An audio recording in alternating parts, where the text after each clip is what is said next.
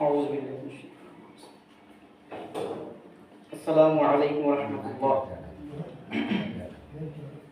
الحمد لله رب العالمين،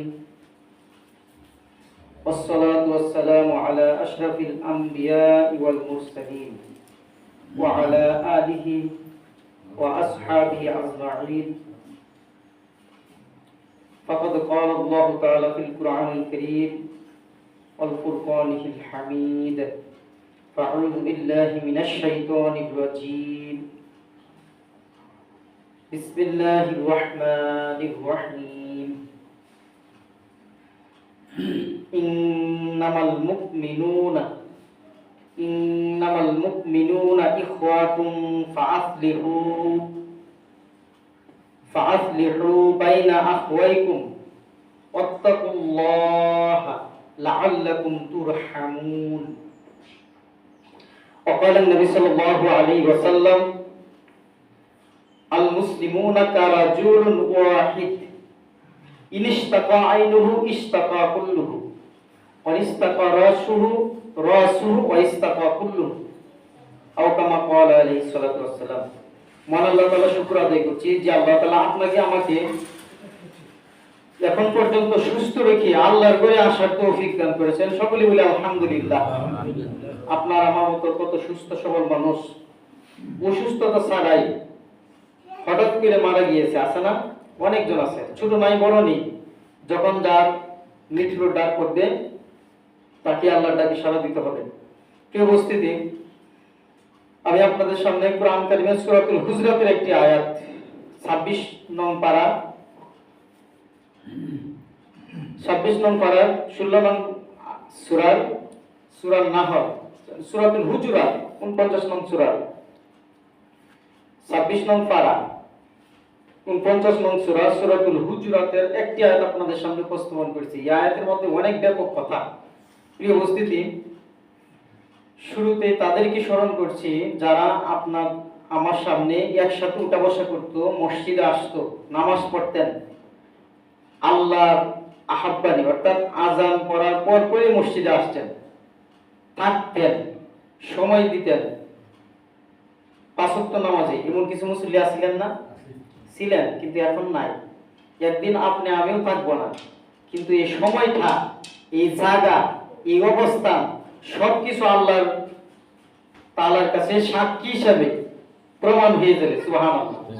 সূরাতুন নাবায় আল্লাহ এক জায়গায় বলেন ওয়াকুল্লা শাইইন, ওয়াকুল্লা সমস্ত বিষয়, শাইইন বিষয়, আহসাইনাহু সংরক্ষণ করতেছি আমি আল্লাহ তাআলা কিতাব আকারে।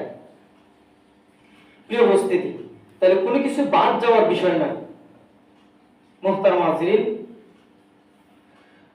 মসজিদ আসার পূর্বেই অনেকজনের দোয়া প্রার্থী, অসুস্থতা যারা রয়েছে আমাদের মাঝে, হাজী সাহেব সহ অনেকজনের, সামনে সাহেব সহ আমাদের চেয়ারম্যান সাহেব সহ অনেকজনই অসুস্থ।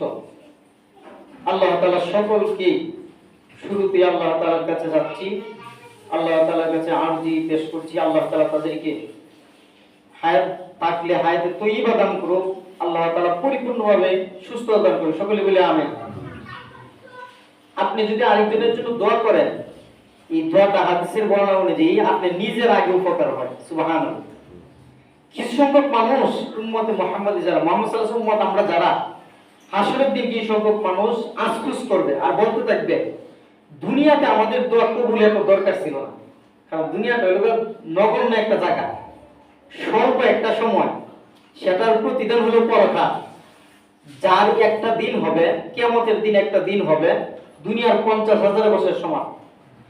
আর হাসরের দিন যে দিন হবে, সেদিন একটা দিন হবে দুনিয়ার 1000 বছরের সমান। সুবহানাল্লাহ। প্রিয় উপস্থিতি, একদিন জাহান্নামের আগুন শাস্তি ভোগ করার মতো শক্তি সামর্থ্য কি আপনার আমার আছে? নেই। আল্লাহ বলেন ওয়াত্তাকুন নারাল্লাতী ওয়াকুদুহান নাস ওয়াল হিজারা, সেই আগুনকে ভয় করো, সেই জাহান্নামের আগুনকে ভয় করো। মুমিনদেরকে উদ্দেশ্য করে আল্লাহ বলেন যে আগুনটা তৈরি করা হবে, ওয়াকুদুহান নাস ওয়াল হিজারা উইদ্দাত লিল কাফিরিন, যে আগুনটা বানানো হবে জ্বালানো হবে মানুষ আর পাথর দ্বারা। নাউজুবিল্লাহ। আমাদের দুনিয়াতে আগুন বাড়ানোর জন্য, বৃদ্ধির জন্য আমরা অনেক সময় ইমুনো অনেক কিছু ব্যবহার করি। আমাদের গ্রাম অঞ্চলে সুফল বা ইমুনো যদি পেট্রোল বা কেরোসিন যদি দেওয়া হয় তাহলে আগুন বাড়বে না? আর জাহান্নামের আগুনটা আল্লাহ বাড়াবেন মানুষ দ্বারা। নাউজুবিল্লাহ। আপনি আমি মানুষ, সমস্ত মানুষেরই কিন্তু আল্লাহর ইবাদত করতে হবে। বলেন কার ইবাদত করতে হবে? এই তোমরা বসো। আল্লাহ বলেন ওয়ামা খালাকতুল জিন্না ওয়াল ইনসা ইল্লা লিয়াবুদুন। আমি জিন জাতি, সূরা জারিয়াতে 96 নম্বর আয়াত আল্লাহ বলেন, 51 নম্বর সূরা, যে আমি জিন জাতি আর মানব জাতিকে সৃষ্টি করেছি মূলত আমার দাসত্ব করার জন্য, আমি আল্লাহর গোলামি করার জন্য। বলি না সুবহানাল্লাহ। তাহলে আমি আল্লাহর বান্দা, আমি কিভাবে আল্লাহর নাফরমানি করব? প্রিয় উপস্থিতি মুহতারাম হাজিরিন, তাই প্রতিনিয়ত, প্রতি সময়, প্রতি সেকেন্ড বলা হয়েছে আপনি আমি মুমিন মুসলমান। আমার জানা মতে, যতটুকু জানি, অভিজ্ঞতা, আমাদের এই মহল্লার 7 নম্বর সহ সবাই মুসলমান। অন্য বিজাতি বা হিন্দু বা অন্য জাতি আমাদের এই সমাজে আসছে না আমার জানা মতে, ঠিক না? তাহলে যারা মুসলমান তাদেরকে নবীর ঘোষণা হলো জান্নাতের ঘোষণা দিয়ে দাও। সুবহানাল্লাহ। মান ক্বালা লা ইলাহা ইল্লাল্লাহ, আমরা এটা পারি, বলেন আমার সাথে, লা ইলাহা ইল্লাল্লাহু মুহাম্মাদুর রাসূলুল্লাহ সাল্লাল্লাহু আলাইহি ওয়াসাল্লাম। এটা আমরা সবাই পারি না? বলেছে এই কালিমাটা যত আমল আছে, আপনার যত তাসবিহ আছে, সবচেয়ে সেরা তাসবিহ দামি হলো এই কালিমা। বলি লা ইলাহা ইল্লাল্লাহ মুহাম্মাদুর রাসূলুল্লাহ সাল্লাল্লাহু আলাইহি ওয়াসাল্লাম। অত্যন্ত দামি তাসবিহ। নবী হাদিসে বললেন মান মাতা, যে ব্যক্তি মৃত্যুবরণ করলো, কোনো কিছুকে আল্লাহর সাথে শরীক করলো না, সাব্যস্ত করলো না, আল্লাহর যে ক্ষমতা, এই ক্ষমতার উপর কেউ কোনো বস্তুকে, কোনো জিনিসকে প্রাধান্য দিল না, নেই, বলেন মান মাতা ওয়া হুয়া ইয়ালামু, আর জানলো, সে বুঝলো, আন্নাহু লা ইলাহা ইল্লাল্লাহ, আল্লাহ ছাড়া কোনো ইলাহ নাই, মাবুদ নাই, উপাস্য নাই, দাখালাল জান্নাহ, সে জান্নাতে প্রবেশ করবে। সুবহানাল্লাহ। মুসলিম শরীফের হাদিস, দামি কথা। প্রিয় উপস্থিতি মুহতারাম হাজিরিন, তাহলে মুসলমান সবাই, মুমিন সবাই, আমাদের ধর্ম ইসলাম যারা গ্রহণ করি, মানি, তারা সবাই কিন্তু প্রকৃত পক্ষে আপনার মুমিন মুসলমান হইতে হবে। প্রিয় উপস্থিতি মুহতারাম হাজিরিন, আমাদের উপমহাদেশের মধ্যে, কিশোরগঞ্জের মধ্যে স্বর্ণ পুরুষ, একজন সিংহ পুরুষ, একজন নামী পুরুষ ছিলেন, দামি মানুষ ছিলেন। দামি তো সবাই আল্লাহর কাজ করলে। কোরআন কারিম সূরাতুল হুজরাতের আয়াত দ্বারা বোঝা যায় ইন্না আক্রামাকুম ইনদাল্লাহি আতকাকুম। এখানে কোনো আলেম নয়, জ্ঞানী নয়। আল্লাহ বলেন ইন্না আক্রামাকুম ইনদাল্লাহি, আমি আল্লাহ তাআলার কাছে ওই ব্যক্তিটা দামি হয়ে যায়। কোন ব্যক্তি? আতকাকুম, আমার কাছে তাকওয়ার দৃষ্টিতে যে ব্যক্তি প্রদান। সুবহানাল্লাহ। ইন্না আক্রামাকুম ইনদাল্লাহি আতকাকুম, মানে আল্লাহকে যারা বেশি ভয় করে তারা আমার আল্লাহর কাছে, আমি আল্লাহর কাছে তারা দামি হয়ে যায়। সুবহানাল্লাহ। তাহলে মুহতারাম হাজিরিন, আল্লাহর কাছে দাবি হওয়ার শর্ত হলো আল্লাহকে প্রতি কর্মক্ষেত্রে, প্রতি কাজে আল্লাহকে হাজির নাজির জেনে তার ভয় অন্তরে সৃষ্টি করা। প্রিয় উপস্থিতি মুহতারাম হাজিরিন, আমাদের এই উপমহাদেশের আলেম ছিলেন, উনি মারা গিয়েছেন, আল্লামা আনোয়ার শাহ রাহিমাহুল্লাহ, আল্লাহ তাকে জান্নাত নসিব করুন, সকলে বলে আমিন। উনি মাঝে মাঝে কিছু গুরুত্বপূর্ণ বিষয় আলোচনা করতেন। উনি বলতেন, আমি যখন রাস্তায় আসি, আমি যখন গাড়িতে উঠি, যখন মসজিদে আসবো, তখন আমার অনেক মাথার মধ্যে অনেক কিছু ঘুরপাক করে, যেগুলা আপনার আমার জরুরি জানার দরকার। যেমন একটা বিষয় হলো ইসলাম। ইসলাম বিষয়টা বুঝাইতে গিয়ে একদিন বললেন যে অনেক বই পুস্তকে কিন্তু লেখা আছে ইসলাম অর্থ শান্তি, বেশ অংশ বইয়ে শান্তি লেখা না, শান্তি, কিন্তু না, বই তো আসল না। আসলিম কামা আসলামতু শব্দ দ্বারা বোঝা যায় যে ইসলাম শব্দটা সিলমুন, সিললাম মিম, আসলিম আত্মসমর্পণ করা, সারেন্ডার করা। মানে আল্লাহ যেভাবে বলছেন, নবীর যেভাবে অনুসরণ, সেভাবে যদি মানা হয় সেটাকে বলে সারেন্ডার, ইংলিশে আত্মসমর্পণ করা।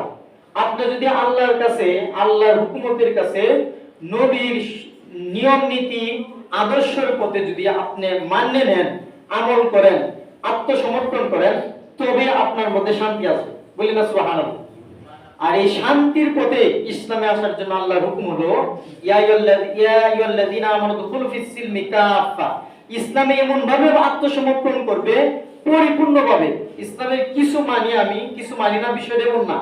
আমি একজন মুমিন হিসেবে পরিপূর্ণভাবে মানার চেষ্টা করতে হবে। আল্লাহ আল্লাহ তৌফিক দান করুন, বলি আমিন। আমি আপনাদের সামনে কুরআন সূরাতুল হুজরাতের একটি আয়াত উপস্থাপন করেছি। এই আয়াতটা বলার মর্মার্থ হলো, আপনাকে আমাকে আল্লাহ দিনের জন্য, কিসের জন্য, দেশের জন্য, সমাজের জন্য, রাষ্ট্রের জন্য কখন কি কবুল করে ফেলেন একমাত্র আল্লাহই জানেন। বলেন কে জানেন? বলেন কিছু হানা, আল্লাহই জানেন। আমাদের দেশের একজন তরুণ প্রজন্ম একজন ছিলেন উসমান হাদি, সে আজকে খবর হইল মারা গিয়েছে। ইন্না লিল্লাহি ওয়া ইন্না ইলাইহি রাজিউন। আল্লাহ তাকে জান্নাতে উঁচু মাকাম দান করুক, সকলে বলে আমিন। কোন ছেলে বা কোন মানুষের দ্বারা, কোন মহাপুরুষের দ্বারা, কোন ব্যক্তির দ্বারা দেশের কি উপকার হবে, রাষ্ট্রের কি উপকার হবে, ইসলামের কি উপকার হবে, সেটা শুধু আল্লাহই অবগত রাখেন। বলে কে রাখেন? কিন্তু কিছু কিছু বিষয় বোঝা যায়। উসমান হাদির ব্যাপারে জানা গেল, ওনার পরিবার, আত্মীয় স্বজন বেশ অংশ উলামায়ে কেরাম। সে সাধারণ দেশের ছাত্রদের বসে থাকতো, লেখাপড়া করতো, কিন্তু তার বজ্র কণ্ঠ ছিল, সাহসী ছিল। আল্লাহ তাআলা তার যদি ভুল ত্রুটি, সে মানুষ করতে হয়, কিন্তু তার আল্লাহ তাআলা ভুল ত্রুটি মাফ করিয়া তার ভালো কাজগুলো উসিলা করে আল্লাহ তাআলা জান্নাতের ফয়সালা করুক, শহীদ মর্যাদা নসিব করুক, বলি আমিন। প্রিয় উপস্থিতি, মুহতারাম হাজিরিন, আমি আপনাদের সামনে সূরাতুল হুজরাতের একটি আয়াত উপস্থাপন করেছি। এই আয়াতে আল্লাহ বলেন, ইন্নামাল মুমিনুনা, প্রকৃতপক্ষে বিশ্বাসী যারা তারা, ইখওয়াতুন ফাআসলিহু, আত্মীয়তা সম্পর্কিত সমস্ত মানুষ। আমাদের পিতা হলেন আদম আলাইহিস সালাম, সব মানুষের পিতা। বলেন আমাদের পিতার নাম কি?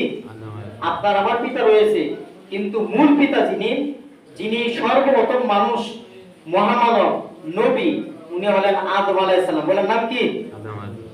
আদম আলাইহিস সালাম পিতা হিসেবে সব মানুষ আত্মীয়, হোক সে বিজাতি, যে কোনো ধর্মীয় লোক। কিন্তু অবস্থার প্রেক্ষিতে, অবস্থানের কারণে, মা বাবার কারণে, পিতা মাতার কারণে সন্তানাদি বিদুর্মী হয়ে যায়। এটা নবীর ভাষা।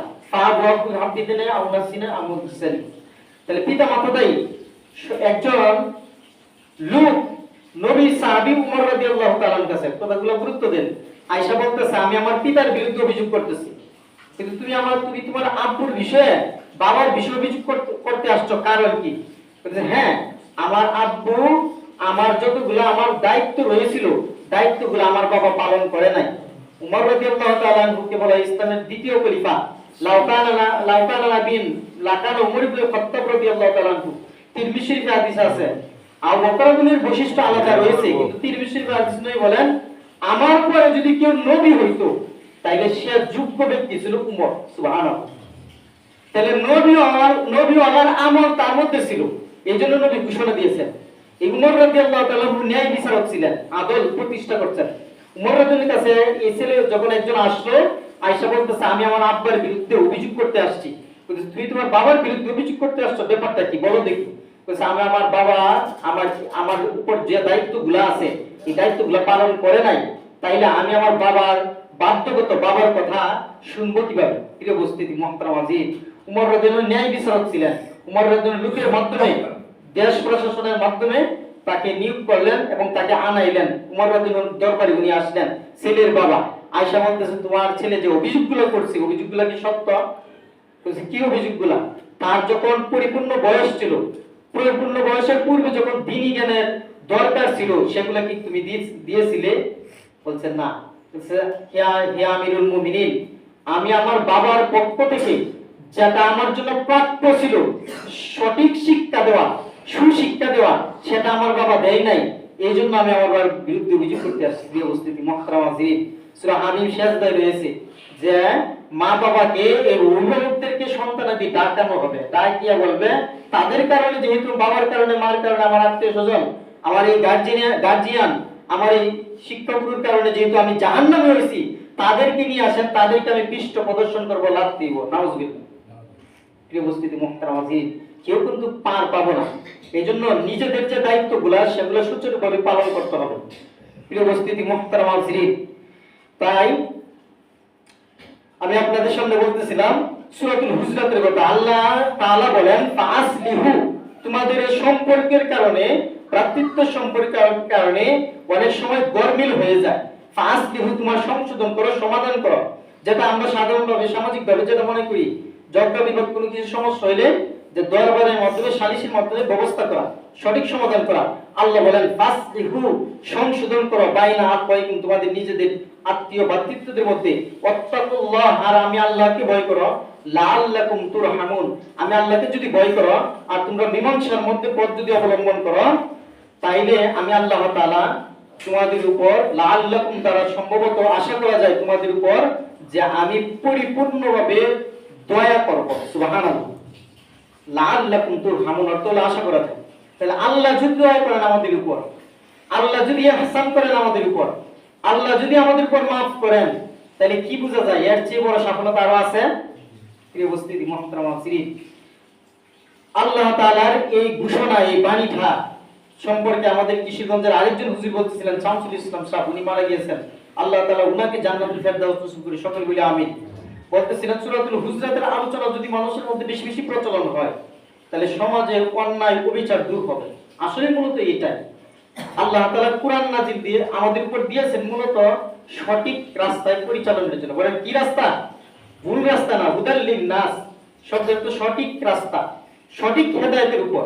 প্রিয় উপস্থিতি মুহতারাম মুসলিম, এই সূরারে প্রথম দিকে আল্লাহ বলতেছেন ইয়া আইয়ুহাল্লাযীনা আমানু, হে ঈমানদারেরা, হে বিশ্বাসীরা, লা তারফাউ আসওয়াতাকুম ফাওকা সাওতিন নবী, নবীর কণ্ঠস্বর যখন হয়, লা তারফাউ আসওয়াতাকুম ফাওকা সাওতিন নবী, নবী উপস্থিত, নবীর উপস্থিত, নবীর সাউন্ড, নবীর কথা, নবীর ধরন, এই কণ্ঠের উপরের জন্য তোমার কণ্ঠ না হয়। বলি না সুবহানাল্লাহ। মানে নবীর সাথে আদব কেমন দেখাইতে হবে এই বিষয় কোরআনে রাখা। আব্দুল ইবনে আব্বাস রাদিয়াল্লাহু তাআলা আনহু, উনি নবীর চাচা, অনেক কোরআন কারীমের অনেক সুন্দর ব্যাখ্যা করেছেন, তাফসীর কারকের মধ্যে সর্বপ্রথম উনার স্থান। উনি বলতেছেন একজন লোক, অভিজ্ঞ লোক, বিজ্ঞ লোক, মানে কিতাবের জ্ঞানওয়ালা লোক, আলেম লোক, আমরা যেটা মনে করি কোরআন হাদিসের জাননেওয়ালা লোক, তার বাসায় গিয়ে দাঁড়িয়ে রইলেন। উনি ডাক দিয়েছেন, সংকেত দিয়েছেন, কিন্তু দাঁড়িয়ে রইলেন, উঁচু আওয়াজে কথা বলেন না। বলতেছেন তুমি নবীর চাচাতো ভাই, তুমি এতক্ষণ পর্যন্ত দাঁড়িয়ে রইলে, আমি তো এমন ভাবছি না, তুই একটু ডাক দিতে আমাকে। বলতেছে আমি ডাক দিতে সাহস পাইতেছি না।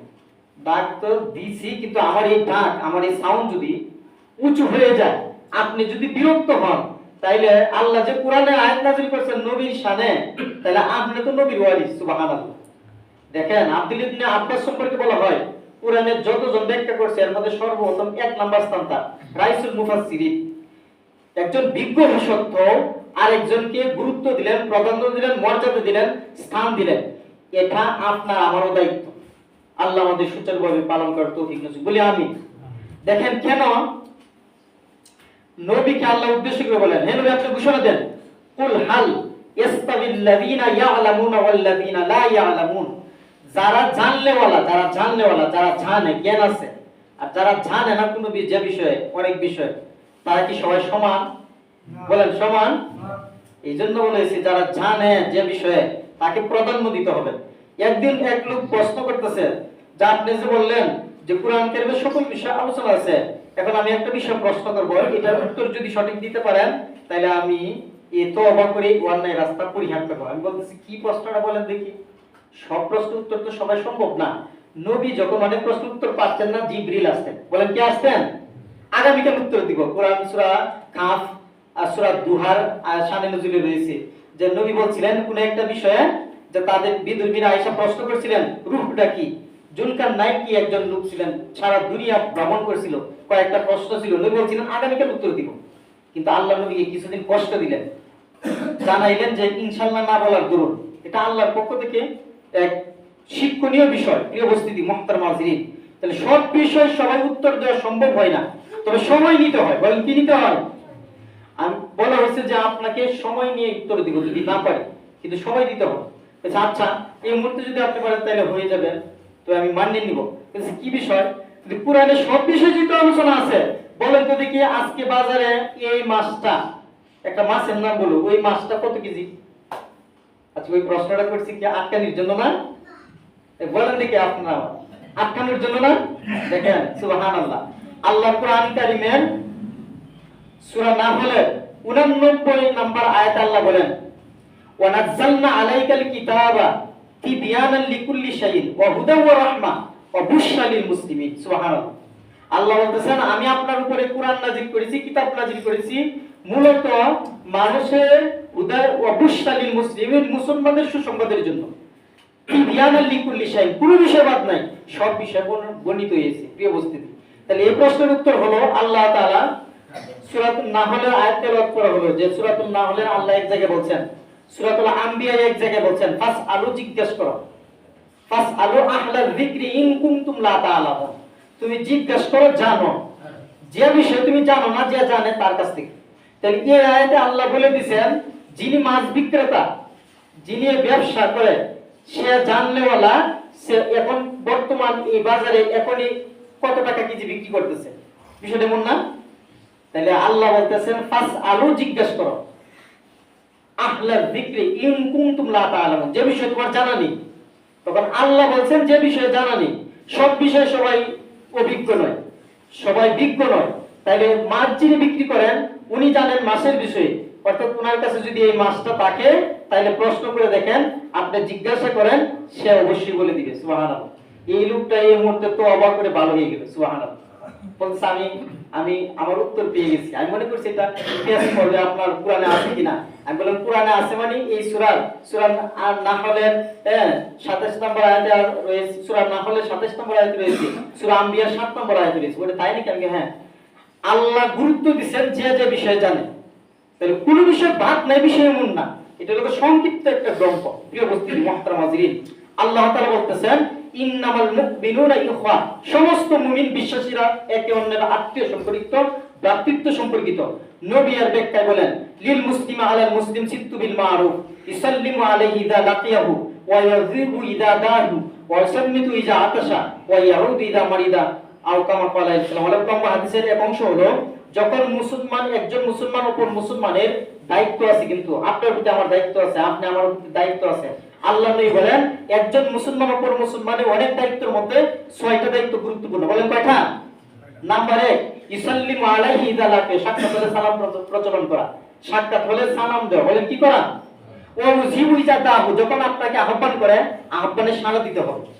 এই হাদিসের অনেক অংশ লাস্টের দিকে বলেন যখন উপস্থিত আপনার সামনে আপনার আত্মীয় স্বজন মুমিন অথবা অনুপস্থিত, সকল অবস্থায় তার খারাপই নয়, সকল অবস্থায় তার নেগেটিভ নয়, পজিটিভ নিয়ে চিন্তা করা, অর্থাৎ উপস্থিত অনুপস্থিত সকল অবস্থায় মুমিনের মুসলমানের মঙ্গল কামনা করা। বলি না সুবহানাল্লাহ। এটা হলো নবীর কথা। বলেন কার কথা? আচ্ছা বলেন তো দেখি, আমরা আমল করি না গুনাহগার, কিন্তু নবীর কথার উপর কি কথা দুনিয়াতে আছে? আছে? আল্লাহর পরে নবী ইসলাম, এই আল্লাহ হুকুম করেছেন, কিন্তু কিভাবে জীবন পরিচালনা করতে হবে সেটা দেখিয়েছেন নবী, আপনার আমার নবী। বলেন একবার মুহাম্মাদুর রাসূলুল্লাহ সাল্লাল্লাহু আলাইহি সাল্লাম।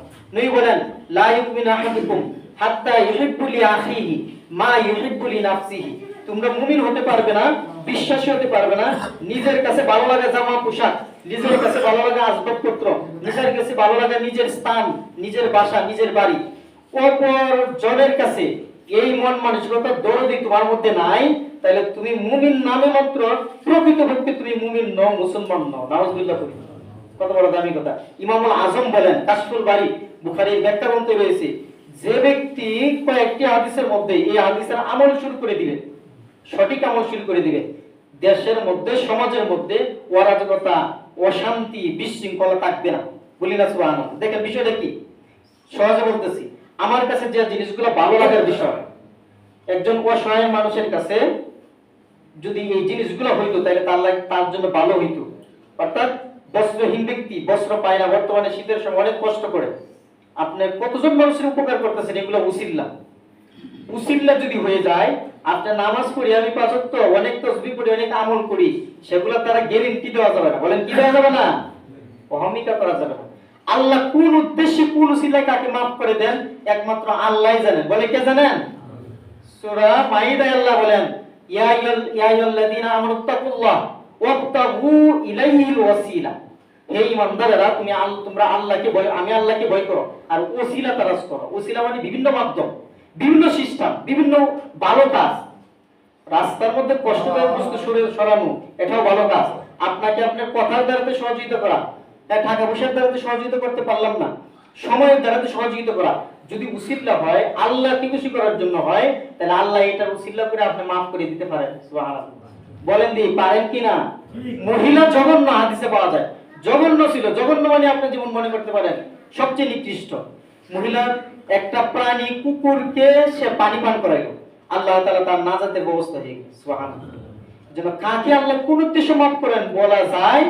আমাদের মসজিদে প্রিয় একজন মুসল্লি ছিলেন আব্দুল জব্বার সাহেব। আমার জানা মতে মসজিদ মুখী সে লোক ছিল, ঠিক না? মসজিদে এসে নামাজ পড়তেন।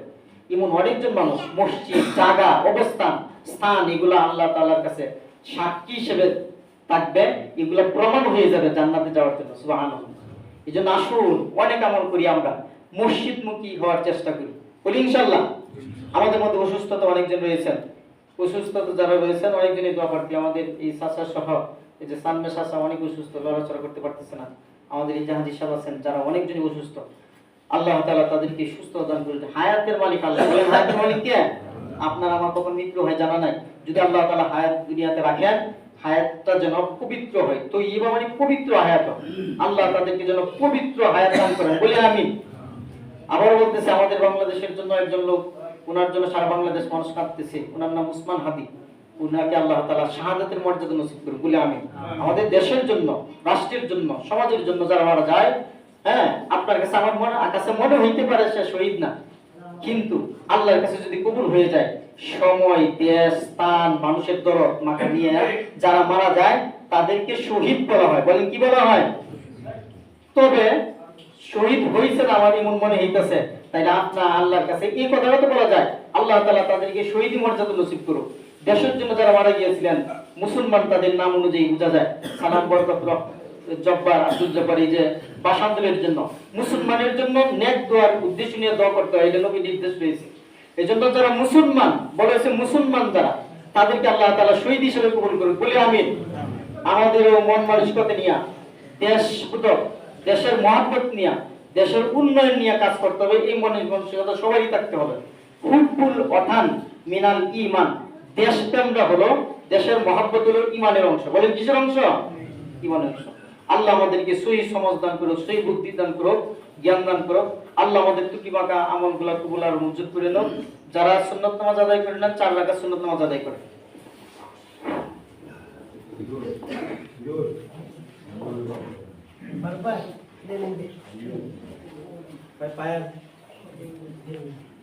সেখানে দাসি করো।